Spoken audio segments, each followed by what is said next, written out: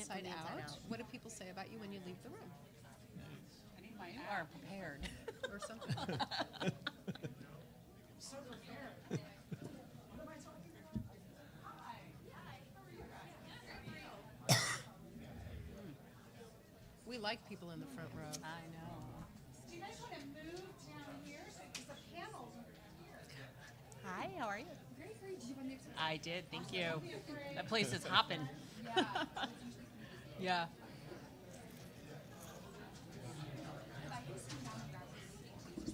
Oh, thank you. Thanks. Appreciate it. I would like to ask a question of the group and ask them how many have a personal brand. I love to do that Yeah. because no one ever raises their hands and they all do. Hello, since we only have 15 minutes before You better become aware of it quickly. everybody going. Yes. Welcome to our discussion with our fantastic professionals.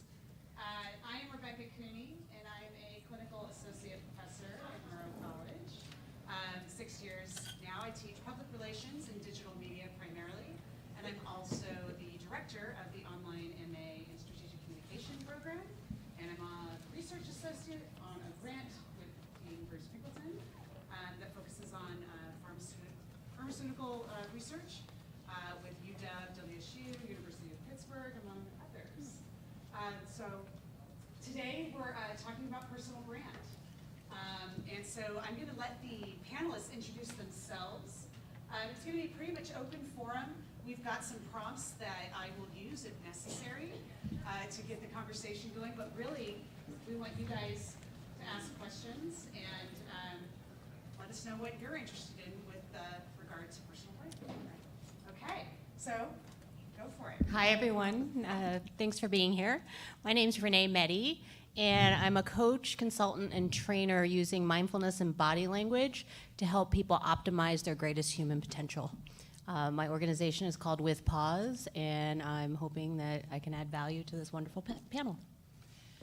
My name is Margot Myers, and my background is in TV news. I got my start here at Murrow and went on to work in the news business, primarily in Seattle for 25 years. Left that business, started Margot Myers Communications, and I have morphed into the world of executive coaching and communications consulting, and often give a talk. What do people say about you when you leave the room? How to influence the conversation. So it's all about how do you differentiate yourself and stand out from the crowd.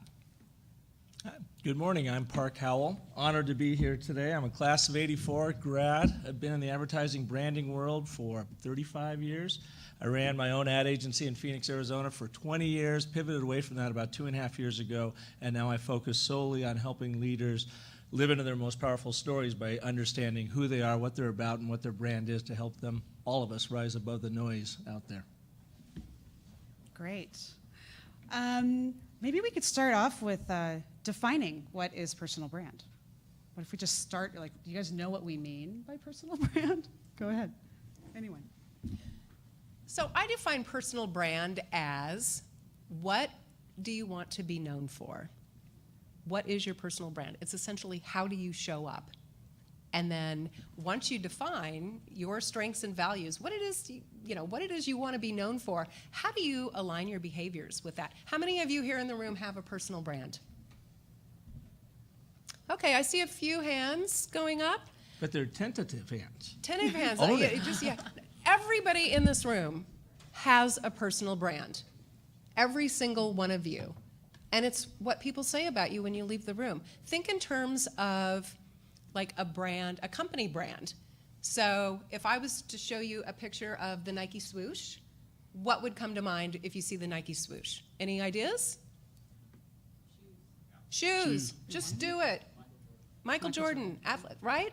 Okay, same thing if you see, let's see, if you see the WSU logo, what comes to mind? Go Cougs, right? Okay, so all those things. So just like we do that with companies, we do it with people. Let me give you a name. Oprah Winfrey. What comes to mind? You get a car and you get a car. No, compassionate, wealthy, influential, Yeah. Yeah, classic, all those things. So on the flip side of that, Oprah has a pretty positive personal brand, I'd say. Okay, on the flip side of that, what if I say Lance Armstrong? What comes to mind? Doper, cheater, yeah, all those things. So whereas you've got Oprah, who has this very valuable personal brand, I mean, look what she's created essentially out of her personal brand. All the wealth and all the influence she has from her personal brand. She is a great example, I would say, of personal brand management. And then you've got Lance Armstrong, on the other hand, who is the poster boy for personal brand mismanagement. The thing is, your personal brand needs to be authentic to you. Oprah seems to be pretty authentic. Lance Armstrong, the perception was way different from reality. So your personal brand, you want to start with being authentic. Anything to add? Very similar. It's your story. Before I really started focusing on my personal brand, I created this, like, what do I want to be known for? But it wasn't coming from who I was. It was coming from what I want from the external. And so from my perspective, you have to start with the internal and really use your story, because that's what people are going to resonate with. But everything she said is right on par on my perspective. I was fortunate because I was born with a personal brand. I'm one of 7 kids in 9 years. My dad had one rule at the dinner table. You had to keep one foot on the floor. Everything else went. So in our family, we've got Dan, Melody, Tom, Steve, Chris, and Mike, and then Park. Like, where the heck did that name come from? And a long story, I won't go into it, but it absolutely defined me as a brand within these 7 kids. And I was always kind of the colorful sheep of the family. I was always out doing weird, creative stuff. I don't know why, it was just who I was. And to your point, Margot, you've got to be authentic. You just got to find out what it is that you do and you love to do, and embrace it and live into that story, regardless of what your parents tell you, what your friends tell you, what your boyfriend or girlfriend tell you. What is it that you want to be and do, and then guard that and go out to the world with it and deliver on it, because that is your superpower, and that is how the rest of us are going to benefit from who you are. But it begins with your story. Yeah. There's a question. All right, question, yes. So I'm curious, how do you discover your personal brand? A lot of people have heard this story in the last 24 hours since I've been here, but 36 years in the same profession, recently laid off. I'm a legend in my own mind. So, I Aren't we all? Yeah, exactly. That's kind of why we're in this, and why we do it. So to step back and rediscover or discover for the first time what your personal brand is, I think I know what people say when I walk out of the room, but I'm not really sure because I'm not the room. So how do you go about discovering that and starting that? So the question is, how do you discover your brand? Start with your strengths. What are you best at doing? Because if you play to your strengths, you go so much farther than if you are trying to bring up your weaknesses. So I'm a firm believer in playing to your strengths. People who get to play to their strengths are 6 times more productive in the workplace than if you don't. So I don't know if you've ever heard, there's actually an assessment called Strengths Finders. Strengths Finders 2.0. Have you ever done that? Yeah. So you can take the test online, and it will give you your top 5 strengths. It's a great place to start with what is it that you want to be known for. And then take a look at your values. Is there a value that is important to you? Maybe it's integrity. That may be part of your personal brand. You do what you say you're going to do.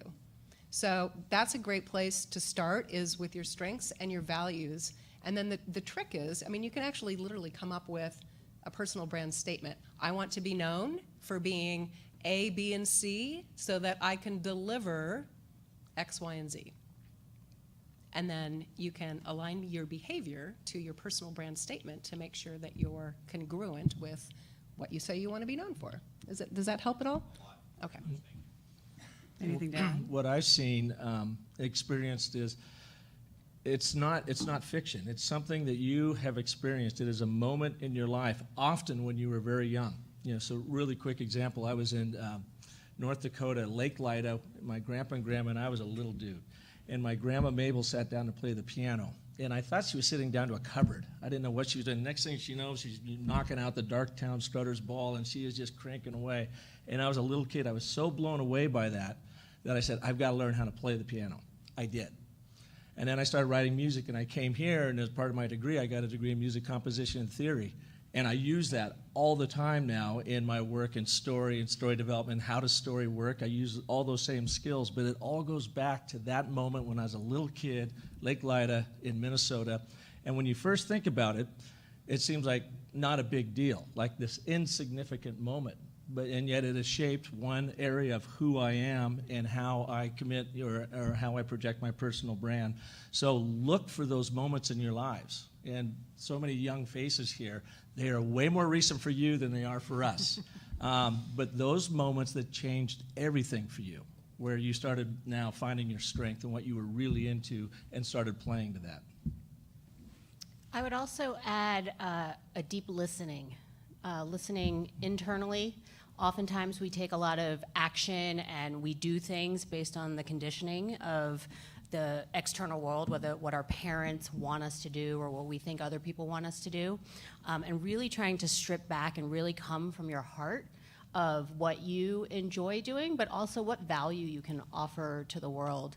I worked with a coach recently, and when we first met, we had a long conversation just about what my goals were, what I wanted to do, where I came from, and later in the sessions, she had said, you were almost apologetic with your kind of varied background. I was like, well, I was in corporate, and then I went into education, but I hated teaching, so I left education, and I wanted to stay home and be with my kids, so then I was a wedding planner, and now I run my own organization and have a preschool, so as an entrepreneur. And she was able to, so the moral of the story here is to find the thread. She was able to find the thread because I was moving into executive coaching and high performance coaching.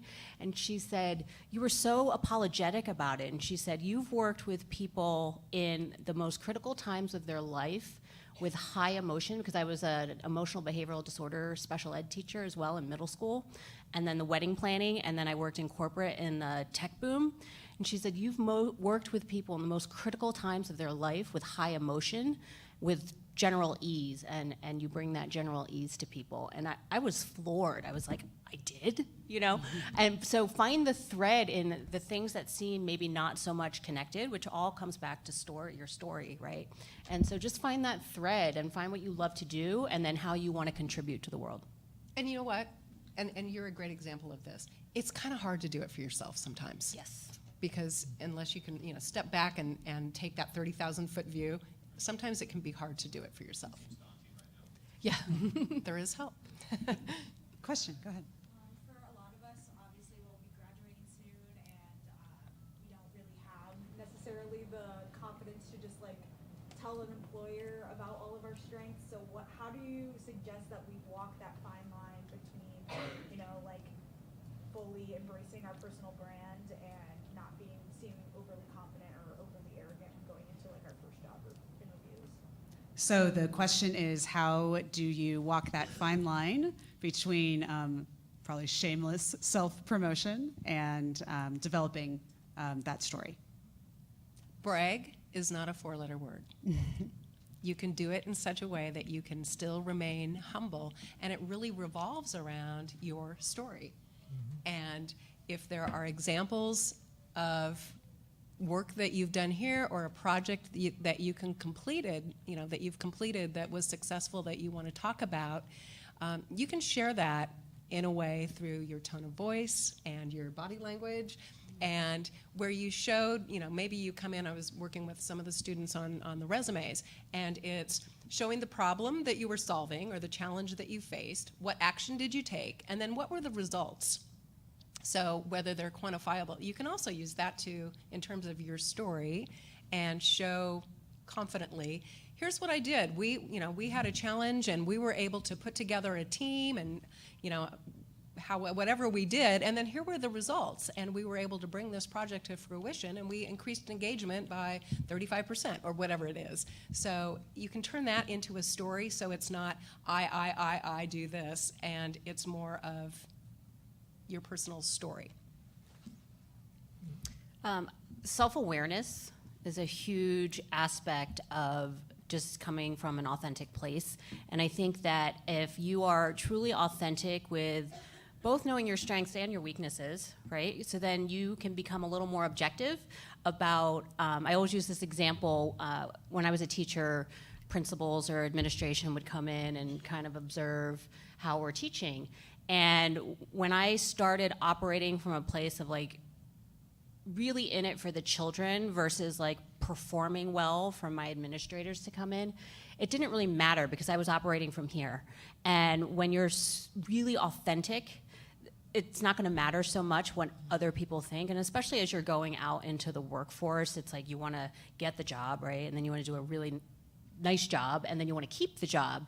But when you're operating from a place of value and the value that you offer, sometimes that first job isn't the right job for you, right?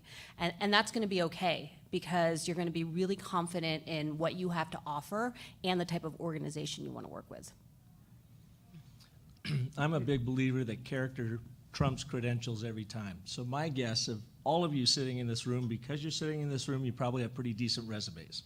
And you probably have the work experience or volunteer experience. And so that's the prerequisite to get the interview. But as an interviewer, what I'm more interested now is, as Margot said, some experience. But for instance, a couple weeks ago, I got a call from this lady who was getting her MBA in Oxford, England. And she was in the fashion industry and about ready to graduate. And she said she was doing her final paper and interviewing me about brand storytelling in the fashion world. And after we got done, I asked her, I said, tell me your resume, and went down it. And she was, I think, around 27, 28 from Fiji. She had impeccable resume. Said, well, tell me why you want to be in the fashion industry. I just started interviewing her as if she was interviewing for a job, and she didn't realize it. She gave me all these high, generalized things. I'm a hard worker. I'm passionate about it. I did all the work. I'll be really great. And I said, no, that doesn't count. Take me to a moment in your life that you knew that this was your calling. And she did. She took me back to when she was 10 years old in Fiji. She was trying on all of her mom's clothes, and she said her mom had a fabulous closet full of stuff. And so one day that her friends were bored, and she said, well, let's put on a fashion show for our parents. So they spent the weekend getting all of her mom's clothes out, do this whole fashion runway thing. The parents came out. They all had a blast. And when it was all said and done, she goes, I knew in that moment when I was 10 years old that my calling was in fashion. So I said, if you were to sit down and interview, and in addition to talk about some of the things that you accomplished at school, you told that story and said, that's why I am here today, a decade and a half later almost, or 2 decades later, saying this is why I want to work for you in this industry. Now we got an insight into the character of the person sitting across from me. We have a real world example shared through a story that nobody can refute because it actually happened to you. And then you back it up with some successes you've had as a student. All of a sudden your resume doesn't matter because that's just the cost of entry. So really think about your character, that cover letter, and be honest and tell true stories about what you have experienced that then that potential employer can pull value from and say, wow, I want her on my team because of what she exhibited through her character in these stories. It's going to be your differentiator, your story. No one else has a story like you. Exactly no one right. else has a personal brand like you. Your personal brand is unique to you. You bring your skills and differentiators, your strengths, what gets you out of bed in the morning. You bring all these things together, and that's your brand. Nobody else has that brand. Sometimes I'll have people say, well, Margot, I want to be like this person. And well, that's all well and good, but They're you already have your taken. own brand. Yes, that's already taken. You are your best self. You can be your best self, and your story is part of your differentiating factor. Along those lines, when you are operating from that authentic place, your body language will show that. I shared in my session yesterday that there was a study where they did job mock interviews and filmed it for 20 minutes. And they were looking at warmth, competence, and confidence. And they showed some trained evaluators to evaluate them on hireability. Showed them the whole 20 minutes. And then they showed them different evaluators 20 seconds, which was walking in, shaking hands, sitting down, and the video was cut off before anybody said anything. And they found the results to be the same.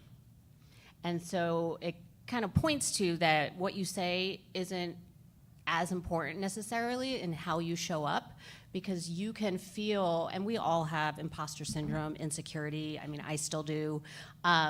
But when you're really solid and being authentic, there are these micro movements in your face and your body language that you really have no control over. Even if you're aware of it and you're like, okay, I'm not gonna do that.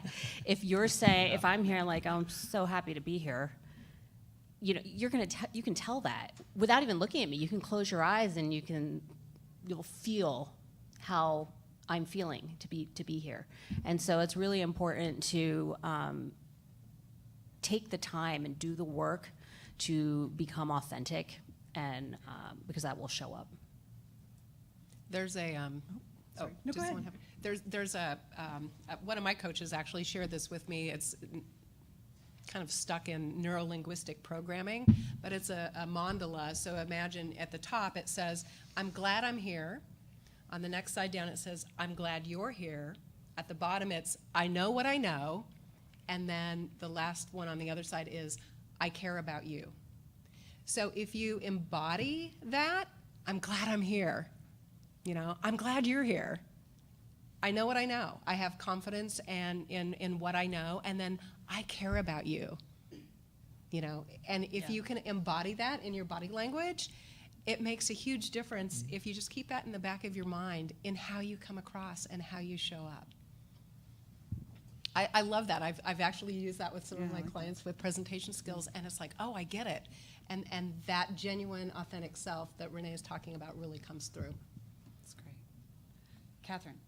So I use social media to promote my personal brand, and with there being so much content on the internet nowadays, how do you make sure that your brand stands out and is unique enough so people find it? So the question is, if you already have a personal brand on social media, how do you create that and design that so it stands out among the clutter and competition? I have guidelines around personal brand and social media that I kind of use. So my personal brand, if I was in my ideal world, my personal brand is that I'm a positive force, a powerful communicator, and a maximizer who helps other people maximize their potential so they can achieve their goals. So if you noticed, and I had to change that because I was actually doing a workshop at Amazon, and I realized, you know what? I'm not using the right words. And words are important. Words count. Even the words that you tell yourself, if it's negative self-talk or if it's positive self-talk, the words matter. So I made sure that I put in the word positive, because I'm a glass half full kind of gal, right? I'm positive. So when I post on social media, I don't post negative. I don't think it's being inauthentic, but I consider there's already enough grief out there in the world and enough political discourse and everything else that I'm not going to post about that. I'm going to be positive. My other guideline is I don't post anything that I don't want to see as a headline in the Seattle Times, because that stuff doesn't go away. So be thinking of the things, and you don't have to stand for everything. Pick 3 or 4 topics that you want to be known for, or as, you know, or an expert that you want to talk about, and that becomes part of your personal brand when you're using social media. You don't have to be everything to everyone, because then you're not differentiating yourself.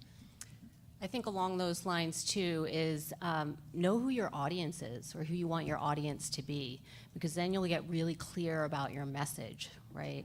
And so if you can really just hone in on it's, I know it can be really difficult to exclude, not on purpose exclude, but you're like, I want to reach everybody, but you're not going to be all things to all people, and not everyone's going to resonate with your message. So the more clear and specific you can be about who that person is that you want on your feed, or to like your stuff, or to comment, or to hire you, the more specific you can get about that audience, then the more clear your message can be. Yeah, what do they care about?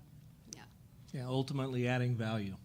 So instead of just taking pictures of your pancakes in the morning, you know, at least have a message in that pancake shot that either gives them a smile, or, you know, if you're building your own professional brand on this. Bring a little, it's an article you read or something you saw or an insight that you happen to share that is important to you, and so therefore you're thinking it might be important to your audience, once you really understand who they are. But just try to add value instead of content. Content for content's sake is just more cacophony. It's just blah.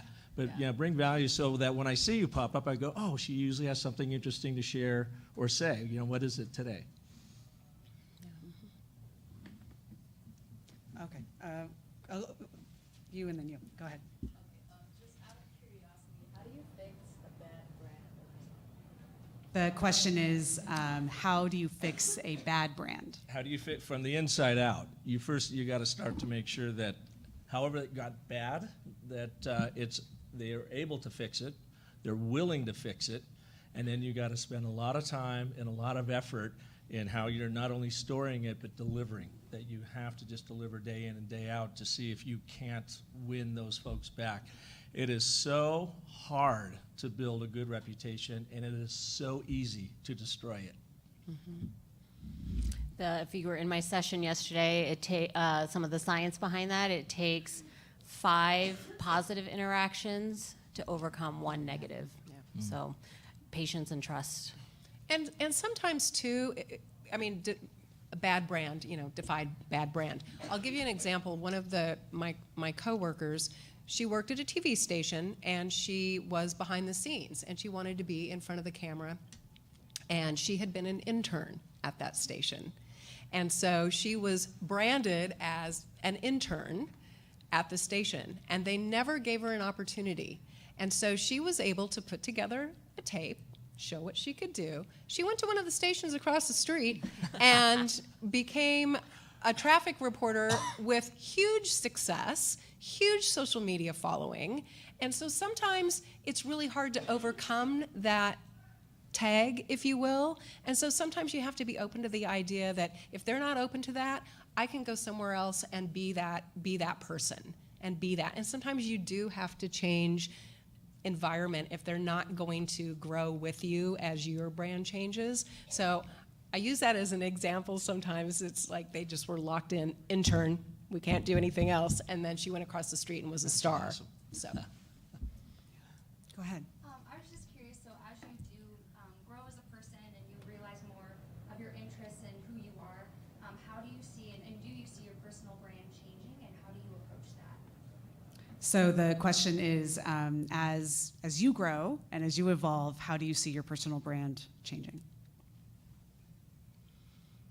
I think all of our brands change over time because we're doing different things. So something that, like I said, my personal brand, it was like I was doing a workshop on personal brand, and all of a sudden I realized I was like, oh, I need to update this. This is no longer who I am. I'm evolving into a different area. So then you think about, okay, what are those words, or what are those strengths? What are those talents? What do I want to be known for in this area? And so your personal brand statement may evolve into something different, and maybe you share different stories about yourself and your experience that backs up how you're changing. So I worked in news for a long time, and now I do executive coaching, much like Renee does, where we work a lot with one-on-one clients. I had a longtime professional coach, I think I shared this story with Park, who looked at me rather snarkily at an event and said, how can you go from being a news anchor to being an executive coach? Kind of almost in that tone of voice. And I said, you know what? It's really funny you should ask, because what do we do as coaches? We build trust and rapport with our clients. What do we do as news anchors and reporters? We build trust and rapport with our viewers and the people we're interviewing. What do we do as coaches? We ask questions. Gee, what do we do as reporters? We ask questions. What do we do as coaches? We take that information and tell a story and inform where we go next. What do we do as reporters? We take that information and inform, and you use your intuition and all these other things. Finally, she was okay. Time out. I get it. So you can take your strengths and your stories around that and just apply them sometimes in different ways. She couldn't make the connection between how do you go from a news anchor to a coach, but the skills are very transferable. So sometimes it's just a different set of eyes on what you're doing as your brand evolves. Well, it is. A brand is very much like a human being in that you birth it, and then it grows up, and it evolves as it gets older and changes and has different interests. But everything that brand, your personal brand or corporate brand, experiences on those paths, the wins and the losses, inform the personality and the ethos of that brand. So I love that answer. I could just picture that dude going, all right, got it, Mario. Boy, don't ask her that question again. But a beautiful example of coming from what she was once upon a time branded as a WSU student, just as you are right now. So I think that the interesting story, too, about the intern, and you got to be careful that there's nothing you can do about it. But if you do get that intern, you will be an intern at some point, and if it gets branded, you've got to be cognizant of thinking in your conversations with folks that, yeah, you might be an intern, but try to start reframing that conversation. So when a promotion might come up, they all of a sudden don't look at you as that newbie, but you look at like maybe a potential rising star or something. But it all goes back to being cognizant and very mindful of the evolution of your own personal brand, and be open to it, because it's going to change. Well, I would hope if all of you were sitting here in 5 years that your personal brand does change, right? Because that does mean that you're learning and growing. Humans are dynamic, and so creativity is a big part, like talking about the intern. I would tie that to expectations and our goals, and really work on setting your intention and not being so attached to the results, right? Because I could not have painted the life that I had now. Public speaking was not in the cards for me. I hated public speaking. I was deathly afraid, and now I love it. And so if you know what value you want to add, how that unfolds is unbeknownst to you a lot of ways. I'm sure if you asked all of us our path, we didn't totally plan it out. And what happens, like goal setting is great, but when you get so attached to a goal, sometimes you miss these opportunities that are right there in front of you to take. And so just be open and curious and just kind of explore. I used to be very serious about married by this age, this many kids, I'm gonna be VP by the time I'm 25, I'm gonna drive a BMW by this age, all this kind of external stuff. And it took years, decades to just kind of come into my own, which really in the past 5 years is what has been happening. And it's a totally different world. So be playful, be curious. I was just telling someone, I was so serious in my 20s about how life should be and really attached to this idea. And there's so much freedom in being open and curious. So there's one question that I want to ask. If personal brand could fit in a box, what would be its contents? That's a good question. I would say two things: honesty and integrity. I think being just honest to who you are and letting the world see that and deliver on that, and then have integrity first and foremost to yourself, and then to the people you serve. And then the rest of it, the personality kind of starts taking care of itself, because you are gifted with your personality. So own it and take it to the world. I look at that question a little bit differently, actually. I think it's the words that we tell ourselves starts there. Because we all have stories that we tell ourselves that may or may not be true. One of the hardest things that I do with coaching, and Renee, I'm sure you have, it's coaching successful people. Because you've done this many years, it's our habits, right? So you've done this to get to this level. So your boss wants you to get to this level. Oftentimes, it's not something new that you need to be doing, it's something that you have to stop. So the words that we tell ourselves and how we frame our experiences, and then how we use those words to share what we want to be known about us. So I think of it as the words that we tell ourselves, and then the words that we want to share out with the rest of the world. I'm actually going to piggyback off of both. So integrity, for sure. Do what you say you're going to do. And if that means showing up on time, if that means you're going to lend a book to someone, lend them the book. If it means you're going to return it to them, return it to them. And it comes down to the littlest things in our lives, not the big conflict moments, but it's the everyday little things that you do. And then service is be in service of others. We are on this planet for a reason. And to think that there's not something larger as being part of a whole, we have to work on ourselves independently, right?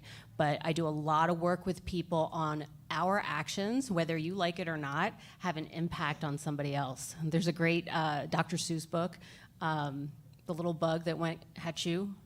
Is anybody familiar with that? So it's about how this bug sneezes and then something falls because he sneezes, which rolls down the hill and it impacts something else. So we have an impact on people and our environment, whether we like it or not, right? So just bringing some awareness to that. And then along the lines of what Margot said, if I could put it in a box, it would be we create our own reality. So perspective plays a huge impact on our lives, and language is a huge part of that. And so if you're looking at your personal brand and who do you want to be, it's you create your own reality. Life is not happening to you. We are making certain choices, and they may be blocked in a certain type of conditioning, and it might be something that you have to stop, or it might be something you have to create. All right, so yeah, go ahead.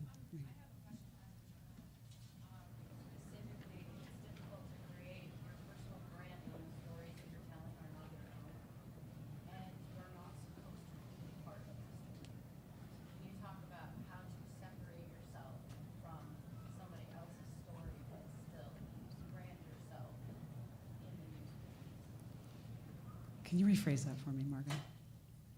So I missed the first part. So as you're asking, as a journalist and kind of as being an observer, how do you form a personal brand as somebody who's not part of the story? Oh, when you're not telling your own story. Okay. So did that question make Yeah, sense? yes. So I think if I'm rephrasing this, so how do you be authentic to your brand when you're telling, as a journalist, you're telling other people's stories? So it still comes back to how you show up. How you can tell somebody else's story. I mean, I very much had a personal brand when I was a reporter. And I think I was known for, I don't know, I think I saw Dick Wierzinski in the room earlier, and he was my general manager when I worked at Como. He could vouch for me or not. But it's part of your reputation, but it's part of, too, what you proactively do as your personal brand. So it's how you show up. It's how you treat people.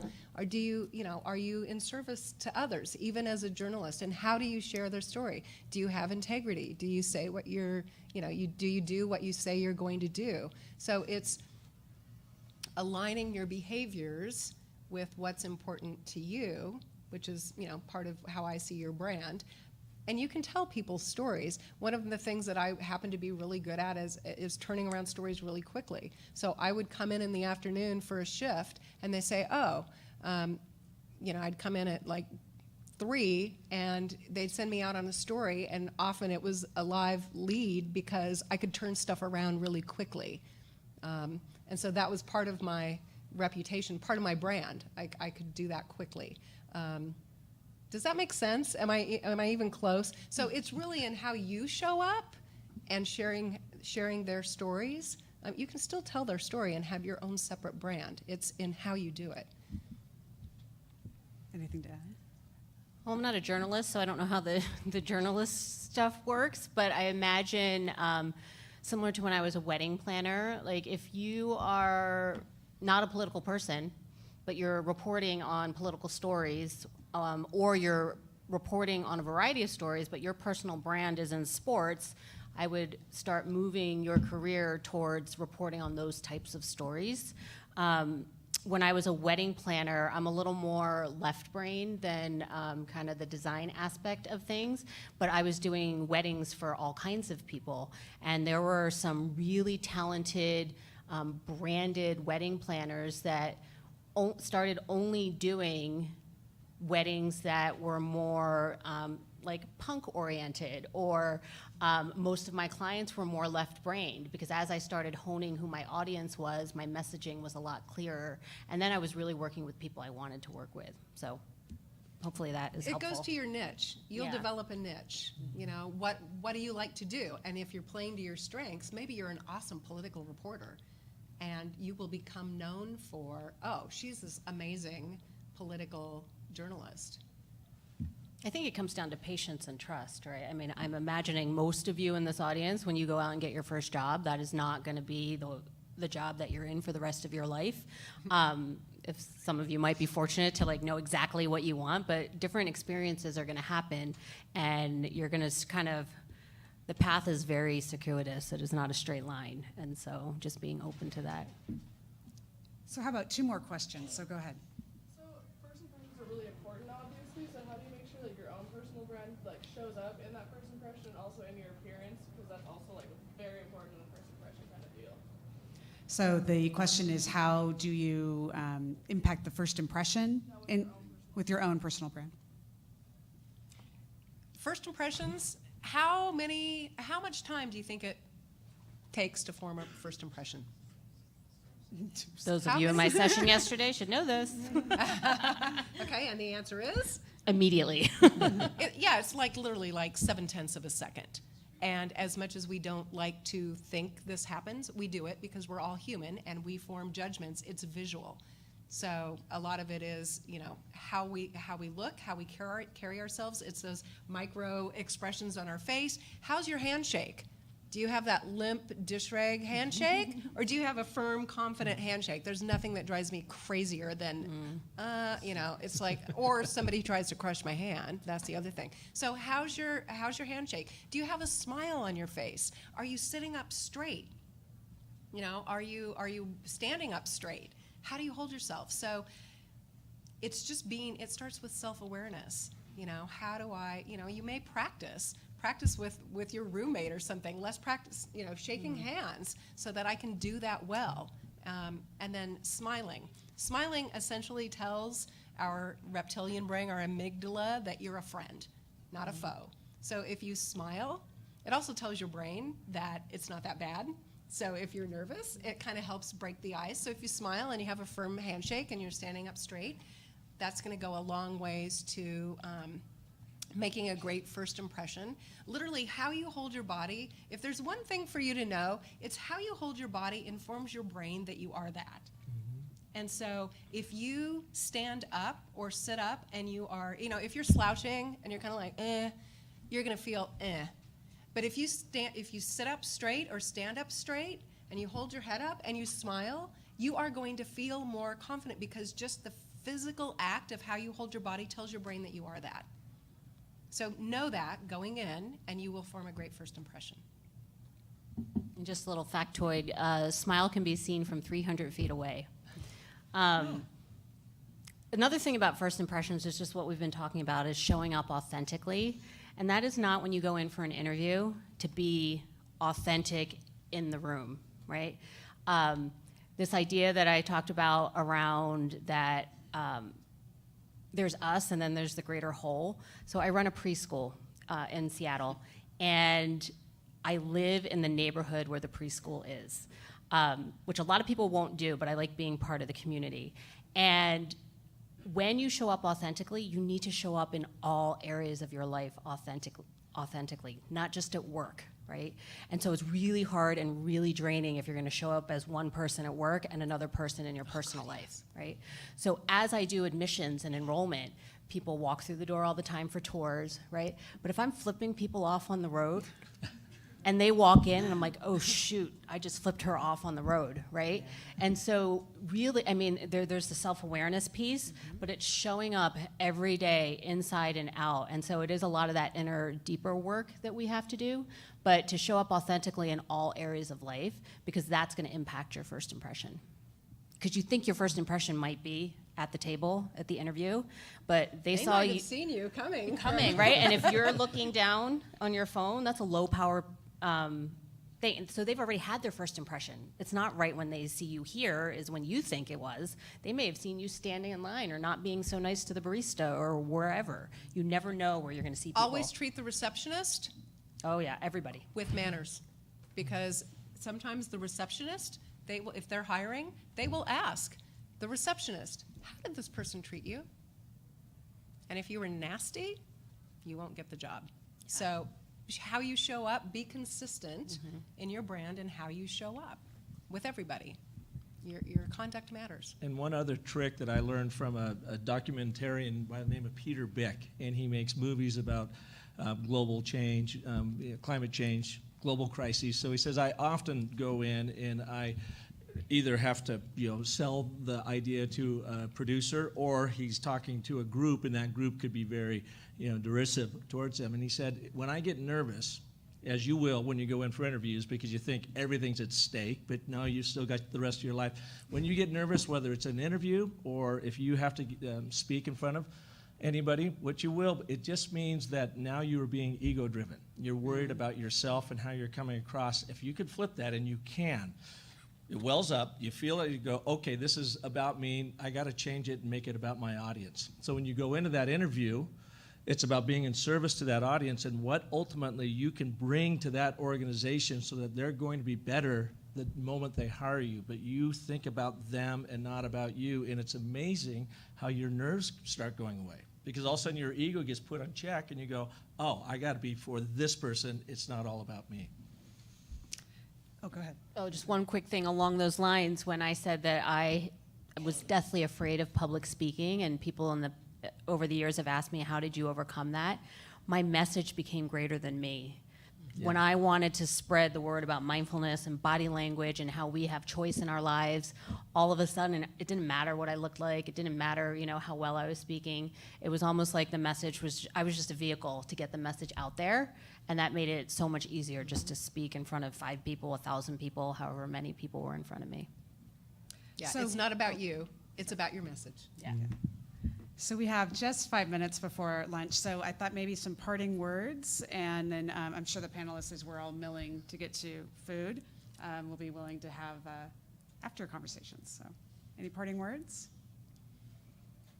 Well, I would start with, I think what you had mentioned earlier, first get really crystal clear with your own story and own it.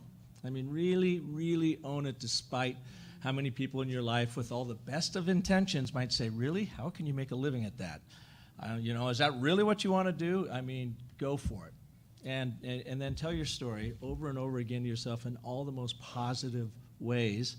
And then, as I said, show up every day in every aspect of your life working that story. And you'll see you'll just get stronger and stronger. And the one other thing I would add to that is don't get so caught up in the end result. I think that's a wonderful point. Have your goals, go out there, but here's what the universe will do to you. It messes with you. So Totally. It gives you ambition, and he says, you think you want this, so you go for it. Oh, and you might even get it, and then you realize, actually, I want this, and I want this. So you got to be open to those pivots, because it's in those pivots that you really get your major growth. I think one of the most important things is don't be afraid to fail. Because that's when we have our greatest learning. If everything goes perfect all of the time, we kind of keep, moving on, and we're like, oh, this is going pretty good. And we may be learning a little bit, but that self-awareness that what we've been talking about. So it's when stuff hits the fan that you really learn. When you fail, you use that. It's not a failure. It's a learning opportunity. So never look at it as a failure, but as a learning opportunity. What do you take away from this experience? And don't be afraid to fail. And the other part of that is making yourself vulnerable and being authentic and being open. Because if you're vulnerable, people can relate to you. If you're perfect all of the time, you're not approachable. People think you're just this perfect thing. But if you are vulnerable and say, you know what, yeah, I really messed that up. And here's what happened. I apologize. I'm going to do better. Here's what I learned from this, and I'm going to move on.